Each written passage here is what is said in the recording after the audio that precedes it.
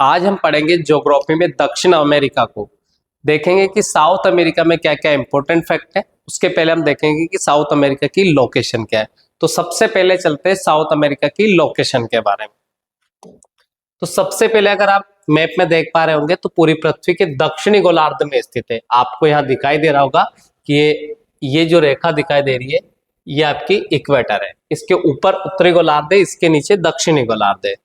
तो आपको ये चीज पता होना चाहिए कि उत्तरी जो आपका साउथ अमेरिका मतलब दक्षिण अमेरिका है वो उत्तरी गोलार्ध में ज्यादा है कि दक्षिणी गोलार्ध में। तो सबसे पहले हम देखेंगे कि ये दक्षिणी गोलार्ध में ज्यादा है। उसके बाद ये कौन सी रेखा है, तो ये है आपकी मकर रेखा। तो मकर रेखा और विषुवत रेखा दोनों इस महाद्वीप से गुजरती है। तो जनरली इसका थोड़ा सा भाग जिसमें से जनरली 2 4 5 कंट्री जो ऊपर वाले आपको दिखाई दे रहे हैं ये उत्तरी गोलार्ध में है। बाकी के जो कंट्री सारे के सारे दक्षिणी गोलार्ध में मतलब सदर्न हेमिस्फीयर में। अगर हम देखें कि उत्तरी गोलार्ध में अगर हम सबसे पहले तो इसकी लोकेशन देखते हैं। इसकी लोकेशन में आप इसके जस्ट ऊपर देखेंगे तो ये कैरेबियन सी देखेंगे और कैरेबियन सी के जस्ट आप ऊपर देखेंगे तो आपको नॉर्थ अमेरिका दिखाई देगा। तो इसके उत्तर में या तो आप कैरेबियन सी या पनामा नहर आपको यहाँ पर दिखेगी या फिर सीधे आप उत्तरी अमेरिका बोल सकते हैं। इसके पूर्व में अटलांटिक ओशन आपको देखने को मिलेगा। इसके पश्चिम में देखेंगे तो आप पैसिफिक ओशन यहाँ पर देखेंगे। साउथ में देखेंगे तो अंटार्कटिक महासागर आपको यहाँ पर देखने को मिलेगा। तो ये तो हो गई इसकी लोकेशन मैंने आपको बताई। इसके उत्तर में अमेरिका है। महाद्वीप की बात करें तो उत्तर में उत्तरी अमेरिका है। पूर्व में देखेंगे तो अफ्रीका है और ज्यादा पूर्व में आप चले जाएंगे तो इसके आगे आपको ऑस्ट्रेलिया दिखाई देगा। उसके बाद में इसके पश्चिम में क्या है, तो इसके पश्चिम में तो नॉर्थ वेस्ट में आपको एशिया दिखाई देगा और ज्यादा पश्चिम में चले जाएंगे तो फिर आपको ऑस्ट्रेलिया दिखाई देगा। अब वाटर बॉडी की लोकेशन की बात करें तो वाटर बॉडी में कैरेबियन सी या नॉर्थ अमेरिका बोल दीजिएगा। पश्चिम में देखेंगे तो पैसिफिक ओशन है। पूर्व में अगर हम देखेंगे तो पूर्व में इसका अटलांटिक ओशन है। तो ये हो गई इसकी लोकेशन। अब इसके प्रमुख कंट्री की बात कर ले जो इंपॉर्टेंट कंट्री है। तो सबसे पहले आपको मैंने अभी ये लाइन बताई थी कि ये आपका इक्वेटर है। अब यहां से इसका ऊपर का जो है इक्वेटर है। तो कोलंबिया यहाँ पर इसका प्रमुख देश है जो उत्तरी गोलार्ध में। वेनेजुएला ये भी प्रमुख देश है जो उत्तरी गोलार्ध में। गुयाना, सूरीनाम, फ्रेंच गुयाना ये जो कंट्री है ये उत्तरी गोलार्ध में स्थित है और बाकी के जो कंट्री है वो दक्षिणी गोलार्ध में। सबसे बड़ा कंट्री इसमें आपको देखने को मिलेगा ये है ब्राजील। ये ब्राजील सबसे बड़ा कंट्री है इस गोलार्ध का। तो ये आपको याद रखना है, ये ब्राजील आपको दिखाई दे रहा होगा। तो ब्राजील एकमात्र ऐसा कंट्री जिसकी लोकेशन सबसे मिल रही है आप।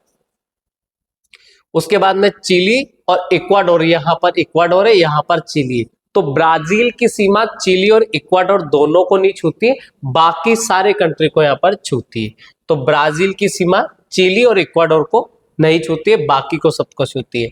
ये आपका देश दिखाई दे रहा होगा, ये चिली है और ये है आपका अर्जेंटीना, ये आपका उरुग्वे है। उसके बाद में अगर बात करें तो ये आपका पराग्वे है, ये पेरू है, ये है आपका ब्राजील, ये है बोलिविया। तो ये सारे के सारे इंपॉर्टेंट फैक्ट है, यहीं से क्वेश्चन आते हैं। अगर ये लोकेशन आपको पता है तो आप अच्छे से क्वेश्चन कर सकते हैं और याद भी रख सकते हैं। तो सबसे पहले मैंने आपको बता दिया कि ये है सबसे बड़ा कंट्री यहाँ का ब्राजील। यहाँ पे इस बार G20 समिट हुई है। G23 समिट जो हुई थी वो हमारे इंडिया में हुई थी। अब जो G24 समिट है वो कहाँ पे हुई, इस साल की जो 2024 की समिट, तो वो ब्राजील के रियो डी जेनेरियो में हुई। प्रधानमंत्री नरेंद्र मोदी भी हमारे गए थे यहाँ से। तो इसके सीधे फैक्ट पे चलते हैं हम। तो दक्षिण अमेरिका का अधिकांश विस्तार दक्षिणी गोलार्ध में है। यह विश्व का चौथा बड़ा महाद्वीप है। अपन ने कल देखा था कि सबसे बड़ा महाद्वीप है एशिया, एशिया के बाद दूसरा बड़ा महाद्वीप है अफ्रीका, तीसरा बड़ा महाद्वीप है नॉर्थ अमेरिका। तो चौथा बड़ा महाद्वीप कौन सा है, तो चौथा बड़ा महाद्वीप यहाँ पर आपको हो जाएगा साउथ अमेरिका। इसका क्षेत्रफल आपको याद नहीं रखना, मैंने बता दिया, पर इतना है। यह संसार का सबसे आर्द्र महाद्वीप इसे कहा जाता है, नमी वाला, मॉइस्चर वाला। तो संसार का सबसे बड़ा आर्द्र महाद्वीप कौन सा है, तो आर्द्र महाद्वीप है साउथ अमेरिका। जबकि अंध महाद्वीप अगर बात करें तो अंध महाद्वीप है आपका अफ्रीका। और कॉन्टिनेंट ऑफ कॉन्ट्रास्ट किसे कहा जाता है, ये भी अफ्रीका को कहा जाता है। प्रायद्वीपीय महाद्वीप कौन सा है, तो आपका यूरोप। सबसे बड़ा महाद्वीप कौन सा है, तो एशिया है। यहाँ पे लिखा है प्रशांत और अटलांटिक महासागर के बीच में स्थित है, क्योंकि इसके पश्चिम में पैसिफिक ओशन है और इसके पूर्व में अटलांटिक ओशन है। और पनामा नहर से ये उत्तरी अमेरिका और दक्षिण अमेरिका दोनों जुड़े हैं। इस महाद्वीप के दक्षिणी भाग में टेरोडेल फ्यूगा नामक एक द्वीप है, ये भी आपको याद रखना है। तो इस महाद्वीप के दक्षिण में कौन सा द्वीप है? टेरोडेल फ्यूगा।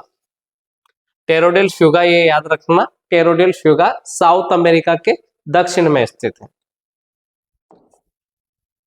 उसके बाद में जो मैगलन संधि के द्वारा जुड़ा है, तो मैगलन जल संधि टेरोडल द्वीप और साउथ अमेरिका के बीच में यहां पर आपको देखने को मिलेगा।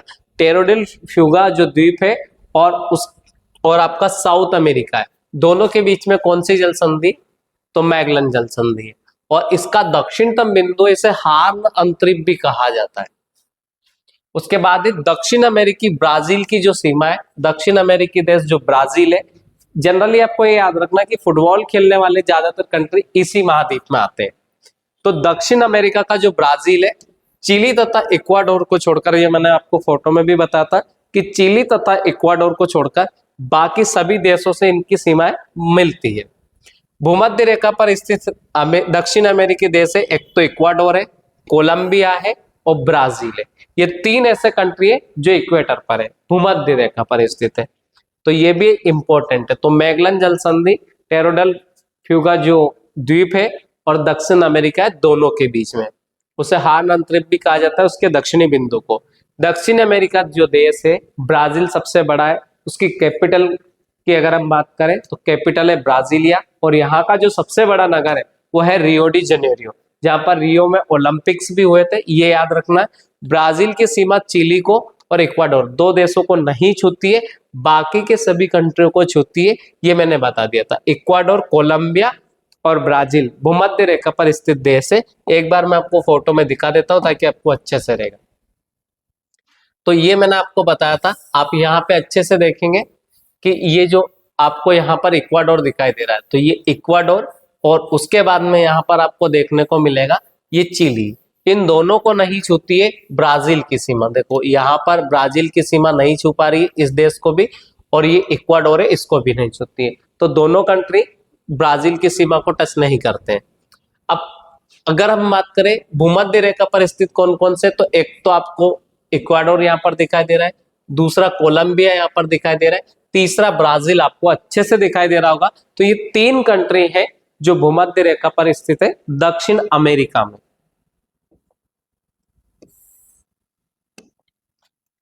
उसके बाद में दक्षिण अमेरिकी देश की अगर हम बात करें, दक्षिण अमेरिका में पेरू तथा बोलिविया की सीमा पर विश्व की सबसे अधिक ऊंचाई पर स्थित नौकायन झील है, जिसका नाम है टीटीकाका, 3811 मीटर ऊंची है।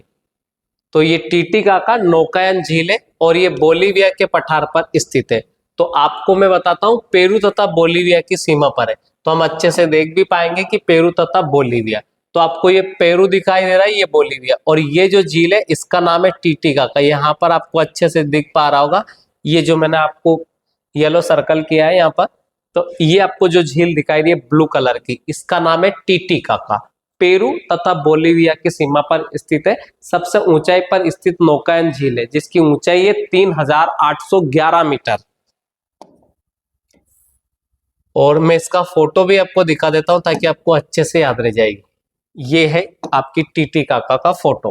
तो ये टीटीकाका जो सबसे ऊंचाई पर स्थित नौकायन झील है, आपको फोटो में नौकाएं भी बहुत सारी यहाँ पे देखने को दिखाई दे रही होगी। उसके बाद में अगर हम बात करें, माराकाइबो झील उत्तरी पश्चिमी वेनेजुएला में स्थित है और एक लेगून झील है जो दक्षिण अमेरिका की सबसे बड़ी झील है। तो दक्षिण अमेरिका की जो सबसे बड़ी झील है उसका नाम है माराकाइबो। तो माराकाइबो झील कहाँ पर है? तो साउथ अमेरिका के वेनेजुएला में। वेनेजुएला कहाँ पर है? तो साउथ अमेरिका के उत्तरी गोलार्ध में, मतलब भूमध्य रेखा के जस्ट ऊपर है। तो आपको याद रखना है माराकाइबो झील, ये आपको फोटो में दिखाई भी दे रही होगी। इस झील का नाम है माराकाइबो। ये है कहां पर? तो वेनेजुएला में। उसके बाद में अगर हम बात करें कि दक्षिण अमेरिका के ब्राजील में बहने वाली अमेजन जो नदी है, अमेजन विश्व में अपवा क्षेत्र के मतलब बेसिन के आधार पर सबसे बड़ी है और बहाव की दृष्टि से भी सबसे बड़ी है। सबसे लंबी नदी की अगर हम बात करें तो नील नदी है, जो आपको अफ्रीका महाद्वीप में मिलेगी, जिसका उद्गम स्थल है विक्टोरिया। और इसके बारे में याद रखना कि जो अमेजोन है, तो अमेजोन सबसे बड़ी रिवर है। और लंबी रिवर आपसे क्वेश्चन में पूछता है तो आपको याद रखना है नील है। तो नील नदी सबसे लंबी है, अमेजोन सबसे बड़ी है। और कौन से देश में बहती है? तो ब्राजील में बहती है। और इस पूरे के पूरे साउथ अमेरिका में आपको याद रखना, अमेजन के बेसिन में लोगों का जो मुख्य आहार है उसे मैनियोक कहते हैं। तो जो अमेरिकी इस नदी के बेसिन में रहने वाले जो लोग हैं, इसके आसपास जो रहने वाले लोग हैं, उनके मुख्य आहार को क्या कहा जाता है? मैनियोक कहा जाता है, जिसे ये कसावा भी कहते हैं। तो आपको याद रखना है कि मैनियोक क्या है। तो अमेजन के बेसिन में रहने वाले लोगों का मुख्य आहार है, जिसे ये मैनियोक कहते हैं। आपको फोटो में दिखाई दे रही होगी, ये है अमेजन रिवर। मांस खाने वाली पिरान्या मछली है जो अमेजन नदी में पाई जाती है। तो ये आपको याद रखना, पिरान्या क्या है? तो एक फिश है, क्या करती है? तो ये मांस खाती है। टूकन और गुंजन, टूकन और गुंजन अमेजन के बेसिन में पाए जाने वाला पक्षी है। जबकि हम पढ़ेंगे एमू, तो ये ऑस्ट्रेलिया में पाया जाने वाला पक्षी है। और ऑस्ट्रिच जो शुतुरमुर्ग है, वो हमने दक्षिण अफ्रीका के कालाहारी के मरुस्थल में पढ़ा था कि वो दक्षिण अफ्रीका के कालाहारी मरुस्थल में पाया जाता था। उसका नाम था ऑस्ट्रिच या शुतुरमुर्ग। जबकि टूकन और जो गुंजन है वो अमेजोन के बेसिन में पाए जाने वाले पक्षी है। मैं आपको फोटो में भी दिखा दूंगा। ये आपको गुंजन दिखाई दे रहा होगा, ठीक है। और ये जो पक्षी है, कलरफुल पक्षी है, इसका नाम है टूकन। तो ये टूकन और वो गुंजन दोनों कहाँ पाए जाते हैं? तो अमेजोन के बेसिन में पाए जाते हैं। अमेजोन जो रिवर है उसके आसपास पाए जाते हैं। वेनेजुएला में केरोना नदी पर, या कोरोना पढ़ लोगे कहीं कहीं पे, केरोना नदी पर, ठीक है। इसे ओरिनिको नदी की सहायक नदी है। पर एंजिल जलप्रपात है, दुनिया का सबसे ऊंचा झरना है, जिसकी ऊंचाई कितनी है? 979 मीटर है। ये गुयाना के पठार में स्थित है, ठीक है। तो याद रखना कि दुनिया का सबसे ऊंचा झरना, उसका नाम है एंजिल जलप्रपात। ये कहां पर है? तो वेनेजुएला में। मैं आपको वेनेजुएला दिखा ही चुका हूं, जस्ट भूमध्य रेखा के ऊपर है। तो वेनेजुएला में केरोना नदी पर दुनिया का सबसे ऊंचा झरना है, ठीक है, जिसका नाम है एंजिल जलप्रपात। ऊंचाई आपको मैंने बताई दी 979। ये आपको फोटो में दिखाई भी दे रहा होगा, ये इसका नाम था एंजिल। अब दक्षिण अमेरिका में चिली और अर्जेंटीना की सीमा पर विश्व का सबसे ऊंचा ज्वालामुखी, जिसका नाम है ओजेस डेल सलाडो। ये एंडीज पर्वतमाला में स्थित है। एंडीज पर्वतमाला चिली कंट्री में, जनरली आप वहां से देखेंगे तो नीचे तक आपको दिखाई देगा। तो सबसे लंबी पर्वत श्रृंखला है, जो 7200 किलोमीटर लंबी है।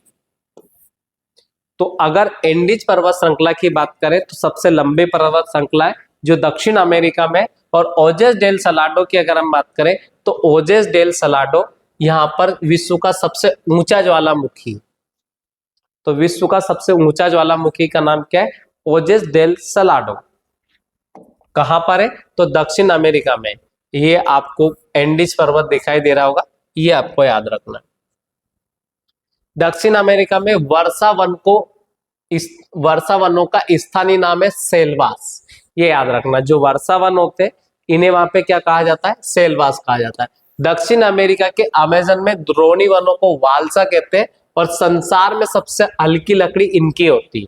तो वाल्सा संसार में सबसे हल्की लकड़ी इनकी होती है। जैसे हमारे कंट्री में अलग अलग पेड़ों की लकड़ी हल्की होती है, किसी का वजन ज्यादा रहता है तो किसी में वजन कम होता है। जैसे इमली का पेड़ देखा होगा आपने, तो इमली है, बबूल है, उसके पेड़ की जो लकड़ी होती है उसमें वजन ज्यादा होता है। और बहुत सारे ऐसे पेड़ होते हैं उनके लकड़ी का वजन बहुत कम होता है। जिनके क्रिकेट बैट बनते हैं उनका वजन बहुत कम होता है। उसके बाद एंडीज पर्वत के पूर्वी ढलानों में मोन्टाना कहते हैं। जो एंडीज पर्वत है, जो दक्षिण अमेरिका में दुनिया की सबसे लंबी पर्वत श्रृंखला है, जिसको हम एंडीज पर्वत के नाम से जानते हैं, इसके पूर्वी ढलाना को मोन्टाना कहते हैं। अब दक्षिण अमेरिका में पाया जाने वाला जो केंडोर पक्षी है, संसार का सबसे बड़ा शिकारी पक्षी। तो कैंडोर क्या है, एक पक्षी है, पर ये कैसा पक्षी है, शिकारी पक्षी है। रिया न उड़ने वाला पक्षी है। रिया कैसा पक्षी है, न उड़ने वाला। उसके बाद है अफ्रीका के शुतुरमुर्ग और ऑस्ट्रेलिया के एमू की तरह। तो अफ्रीका महाद्वीप में जो कालाहारी के मरुस्थल में शुतुरमुर्ग पाया जाता है वो भी नहीं उड़ता था। ऑस्ट्रेलिया में एमू हम पढ़ेंगे, वो भी नहीं उड़ पाता है। और रिया जो है ये भी नहीं उड़ पाता है, ये आपको याद रखना है।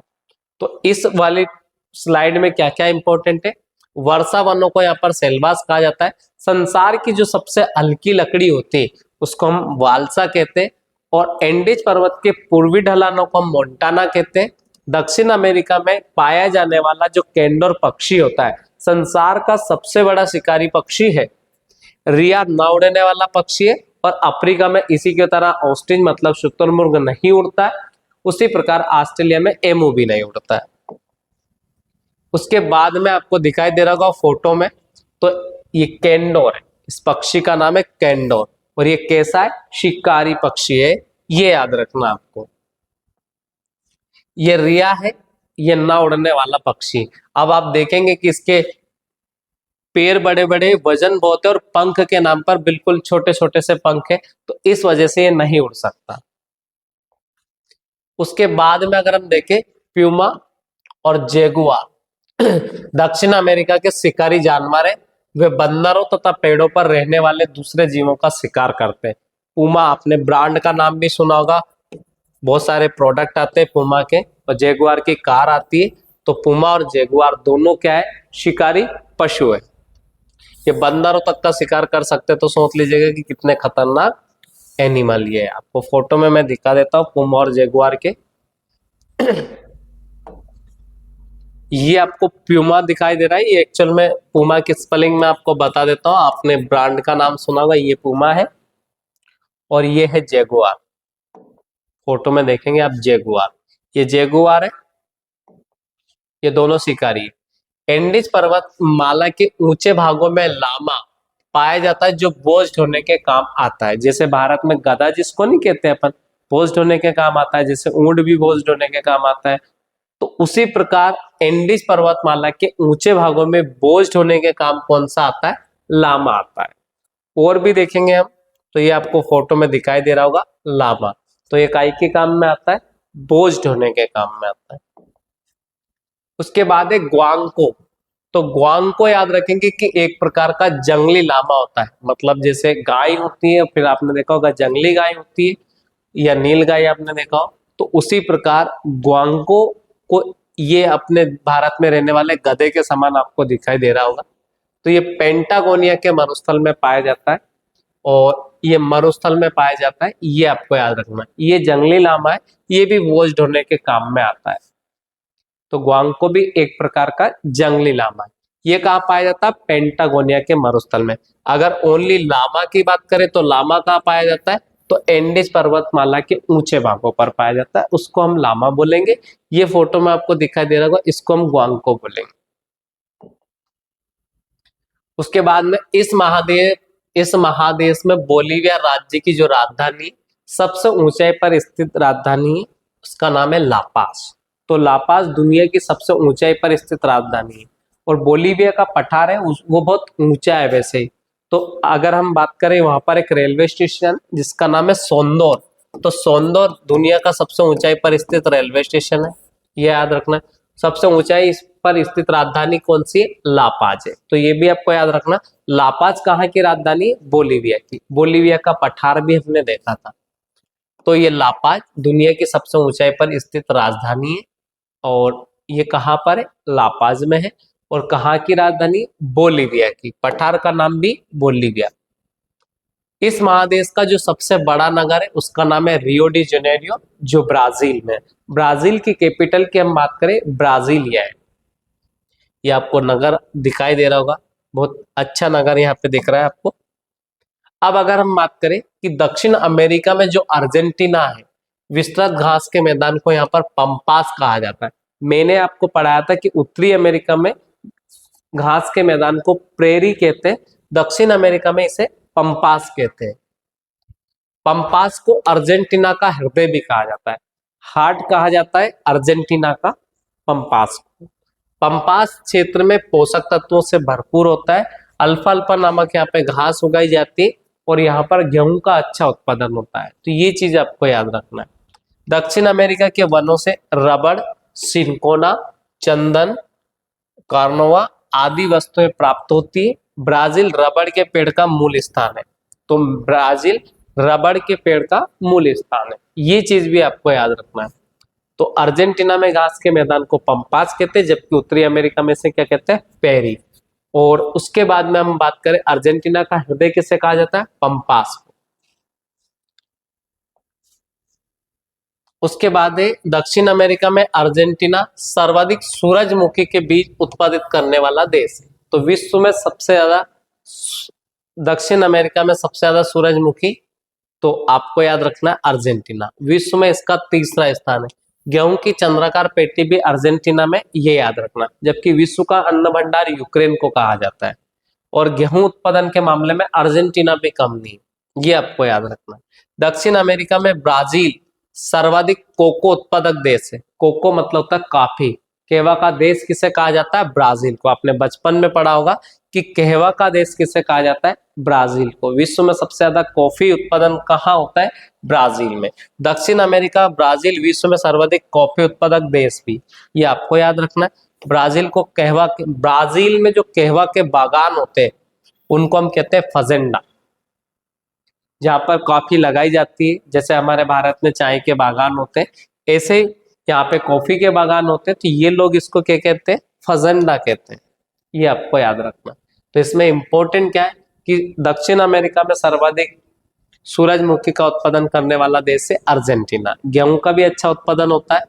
और उसके बाद में हम ब्राजील की बात करें तो सबसे ज्यादा कॉफी का उत्पादन करता है और ब्राजील में सबसे ज्यादा कॉफी उत्पादित होने के कारण इसे कहवा का देश भी कहा जाता है। उसके बाद में अगर हम देखें, कहवा के बागों को यहाँ पर क्या कहते हैं, फजेंडा कहते हैं। उसके बाद में दक्षिण अमेरिका में ब्राजील सर्वाधिक सोयाबीन उत्पादक देश है। विश्व में इसका पहला स्थान है। तो विश्व में पहले स्थान पर सोयाबीन उत्पादित करने वाला देश है ब्राजील। दूसरे नंबर पर है अमेरिका। और चिली की अगर हम बात करें तो चिली में एक चुकी का माता तांबा खान है, जो दक्षिण अमेरिका में के एंडीज पर्वत पर है, 3000 मीटर की ऊंचाई पर है। इसे विश्व की तांबा राजधानी भी कहा जाता है। जैसे मध्य प्रदेश में तांबा राजधानी हम कहते हैं मलाजखंड को, क्योंकि मध्य प्रदेश में सबसे ज्यादा तांबा मलाजखंड में मिलता है। तो उसी के आधार पर आपको याद रखना है, विश्व की जो तांबा राजधानी उसको हम क्या कहते हैं, चुकी का माता। चुकी का माता कहाँ है, तो दक्षिण अमेरिका के चिली में। कौन से पठार पर्वत पर है, तो एंडीज पर्वत पर है। कितने मीटर की ऊंचाई पर है, तो 3000 मीटर की ऊंचाई पर है। ये आपको फोटो में देख पा रहे होंगे, 3000 मीटर की ऊंचाई पर चुकी का माता खान नाम है और तांबे की खान है, इसलिए विश्व की तांबा राजधानी इसे कहते हैं।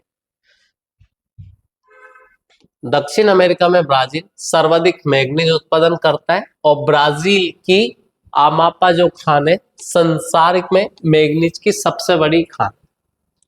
उसके बाद में इटावीरा है, ब्राजील का प्रमुख लौह अयस्क खनन केंद्र है, ये भी आपको याद रखना है। दक्षिण अमेरिका में सर्वाधिक मक्का उत्पादक देश है ब्राजील, जबकि पूरे विश्व में सबसे ज्यादा मक्का उत्पादक देश है अमेरिका। मक्का की मंडी भी है वहां पर सेंट लुइस नगर में, ये याद रखना। तो विश्व की सबसे बड़ी मक्का मंडी अमेरिका के सेंट लुइस नगर में, जबकि साउथ अमेरिका में सबसे ज्यादा मक्का उत्पादित करने वाला देश है ब्राजील। सर्वाधिक कहवा उत्पादक देश है ब्राजील और सर्वाधिक तेल उत्पादक देश है वेनेजुएला, ये आपको याद रखना है। विश्व में सबसे ज्यादा तेल उत्पादक देश कौन सा है, वेनेजुएला और कोलंबिया, ठीक है। और सर्वाधिक तांबा उत्पादक देश है चिली, क्योंकि चिली में हमने पढ़ी थी चुकी का माता जो खान है एंडीज पर्वत पर सबसे ऊंचाई पर स्थित है, जिसको हम विश्व की तांबा राजधानी कहते हैं। तो इस स्लाइड में जो इंपॉर्टेंट है, विश्व में सर्वाधिक ब्राजील मैग्नीज का उत्पादन करता है। ब्राजील में आमापा खान जो है मैग्नीज की सबसे बड़ी खान है। इटावीरा ब्राजील का प्रमुख लौह अयस्क खनन केंद्र है और दक्षिण अमेरिका में सबसे ज्यादा मक्का उत्पादित करने वाला देश है ब्राजील। कॉफी उत्पादन में भी कौन है, ब्राजील। तेल उत्पादन में वेनेजुएला और कोलंबिया है। और तांबा के उत्पादन में चिली है। ये इंपॉर्टेंट है सारे के साथ। उसके बाद है एंडीज पर्वत की जो सबसे ऊंची चोटी है उसका नाम है एकांगुआ। तो एंडीज पर्वत की जो सबसे ऊंची चोटी, जैसे माउंट एवरेस्ट हिमालय पर्वत की सबसे ऊंची चोटी है जिसकी ऊंचाई है 8850, जो हिमालय पर्वत पर है और नेपाल में है। जबकि भारत में केटो घाट है 85-97 मीटर उसकी ऊंचाई है। पर यहाँ की एंडीज पर्वत की जो सबसे ऊंची चोटी है एकांगुआ नाम है और 6960 मीटर ऊंचाई है। एंडीज विश्व की सबसे लंबी पर्वत श्रृंखला, ये ऑलरेडी अपन डिस्कस कर चुके। ये 7200 किलोमीटर लंबी, ये चीज भी हम डिस्कस कर चुके। एंडीज के नॉर्थ वेस्ट में आटाकामा मरुस्थल है और यहाँ पर नाइट्रेट के भंडार है, ये चीज भी याद रखना। तो आटाकामा मरुस्थल काय के लिए फेमस है? नाइट्रेट के लिए। दक्षिण अमेरिका के मध्यवर्ती भाग में है और उत्तरी चिली में अरिका जो क्षेत्र है विश्व का सबसे शुष्कतम स्थान है, तो शुष्क महाद्वीप भी इसे कहा जाता है। उसके बाद में अरिका जो है विश्व का सबसे शुष्कतम क्षेत्र है। ये चीज इस स्लाइड में याद रखनी है। तो याद रखने लायक इसमें क्या क्या इंपॉर्टेंट है? विश्व में जो सबसे लंबी श्रृंखला है उसका नाम है एंडीज। इसकी सबसे ऊंची चोटी का नाम क्या है? तो विश्व में इसकी सबसे ऊंची चोटी का नाम है एकांगुआ। कितनी ऊंची है? 6960 मीटर ऊंची है। एंडीज विश्व की सबसे लंबी पर्वत श्रृंखला, ये आपको याद रखना है। लंबाई कितनी है? 7200 किलोमीटर। एंडीज के उत्तर पश्चिम में आटाकामा का एक मरुस्थल है और दक्षिण अफ्रीका के मध्यवर्ती भाग में ही स्थित है। और यहीं पर एक अरिका है। अरिका विश्व का सबसे शुष्कतम स्थान है। ये इसमें याद रखने लायक है। ये आपको एंडीज पर्वत दिखाई दे रहा होगा इस फोटो में। अर्जेंटीना में विशाल पशु फार्मों को कहा जाता है एक्टांशिया, ये याद रखना। जैसे हम भारत में अलग अलग नाम से बोलते हैं अलग अलग जगह पर, जहां पर हम पशुओं को बांधते, भैंस बांधते, गाय बांधते, भेड़ बांधते, बकरी बांधते, तो उसी प्रकार यहाँ पे जो पशु फार्म होते हैं उसको हम एक्टांशिया कहते हैं और पशुपालकों को यहाँ पर ग्वांगको कहते हैं। ग्वांगको उस जंगली लामे को भी कहते हैं, पर इन पशुओं को पालने वाले व्यक्तियों को भी ग्वांगको कहते हैं। आटाकामा मरुस्थल में नाइट्रेट के भंडार है, ये चीज भी आपको याद रखना है। जहां वर्षा ना होना वरदान होता है। उसके बाद है विश्व में कहवा का पात्र ब्राजील को कहा जाता है, क्योंकि यहाँ पे सबसे ज्यादा कॉफी का उत्पादन होता है। और विश्व में जो सबसे बड़ी कॉफी की मंडी उसका नाम है साओ पाउलो। तो विश्व में सबसे बड़ी कॉफी मंडी कौन सी? Sao Paulo. विश्व में सबसे ज्यादा कॉफी कहाँ होती? ब्राजील में। ब्राजील की राजधानी कहाँ है? ब्राजीलिया। रियो डी जेनेरिया क्या है? कि यहाँ का सबसे बड़ा नगर है। उसके बाद में अर्जेंटीना का प्रमुख कपास उत्पादक क्षेत्र को हम चेको का मैदान कहते हैं।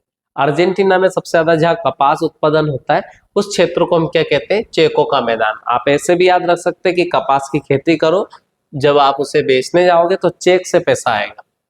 दक्षिण अमेरिका में कहवा निर्यात करने वाला प्रमुख बंदरगाह है सेंटोस। तो सेंटोस को कॉफी बंदरगाह के नाम से भी जाना जाता है। जबकि विश्व में सबसे ज्यादा मछली पकड़ने वाला देश का नाम है पेरू। तो विश्व में सबसे ज्यादा मछली पकड़ने वाला देश कौन सा है? पेरू। विश्व का सबसे बड़ा मांस निर्यातक देश है अर्जेंटीना। विश्व में सबसे ज्यादा मांस निर्यात कौन करता है? तो वो है अर्जेंटीना। दक्षिण अमेरिका का वह स्थान जहां पर जाड़ों में वर्षा होती है इसको कहते हैं मध्य चिली, मतलब ठंड में यहाँ पर बारिश होती है।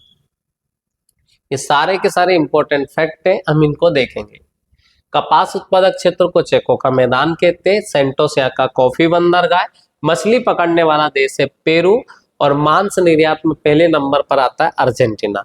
जहां पर ठंड में बारिश होती है उस देश का नाम है मध्य चिली। मध्य चिली में यहाँ पर बारिश होती है। दक्षिण अमेरिका का जो उष्ण मरुस्थल है उसको पेंटागोनिया बोलते हैं। और पेंटागोनिया में मैंने कहा था जो पेंटागोनिया में मैंने आपको बताया था ग्वांगको नामक एक जंगली लामा पाया जाता है जो बोझ ढोने के काम आता है। ठीक है, तो ये पेंटागोनिया का मरुस्थल है। ब्राजील का जो सेंटोस है इसे कॉफी बंदरगाह के नाम से जाना जाता है। आप फोटो में देख सकते हैं ये कॉफी बंदरगाह है, इसका नाम है सेंटोस। दक्षिण अमेरिका का सर्वाधिक नगरीकृत देश का नाम है उरुग्वे। सिटी वाला जो देश है, ज्यादातर सिटी जहां पर बसे हुए लोग, ग्रामीण क्षेत्र कम है जहां पर, वो है आपका उरुग्वे। बोलीविया दक्षिण अमेरिका का सबसे बड़ा लैंडलॉक कंट्री। जिसके चारों तरफ से जमीन ही जमीन है, उस कंट्री का नाम है यहाँ पर बोलीविया। इक्वाडोर का गेलापेगास द्वीप ओलिवर रिडले टर्टल प्राकृतिक का प्रजनन स्थल है। तो जो ओलिवर रिडले प्रकार के जो कछुए होते हैं वो सबसे ज्यादा कहाँ पाए जाते हैं, तो वो इक्वाडोर के गेलापेगोस द्वीप पर पाए जाते हैं, जबकि उड़ीसा में भारत में पाए जाते हैं, जिसको हम भीतरकनिका नेशनल पार्क कहते हैं। वहां पे भी ओलिवर रिडले की 4 प्रकार की प्रजातियां पाई जाती है, ये आपको याद रखना है। तो आज हमने पूरा का पूरा साउथ अमेरिका में जितने भी इंपॉर्टेंट फैक्ट थे वो सारे देखे। इसके जस्ट अगले वीडियो में मैं ऑस्ट्रेलिया महाद्वीप कवर कराऊंगा, और ऑस्ट्रेलिया के साथ ही मैं अंटार्कटिका महाद्वीप के भी जो इंपॉर्टेंट फैक्ट है वो उसमें रिपीट करा दूंगा। धन्यवाद।